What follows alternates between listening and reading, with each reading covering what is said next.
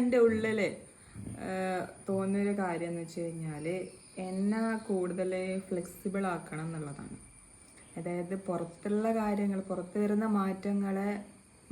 അവിടെ പുറത്തൊരു ചേഞ്ച് വരുത്താണ്ട് അവിടെ എന്താണോ മാറ്റം സംഭവിക്കുന്നത് അതിനനുസരിച്ച് എന്നെ സെറ്റാക്കാനുള്ള ഒരു ഭാഗത്താണ് ഞാൻ നിന്നത്.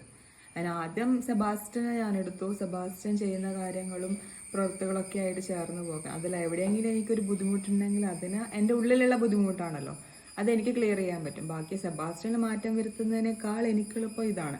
അപ്പം അതിൽ ഞാൻ ശ്രദ്ധ കേന്ദ്രീകരിച്ചു.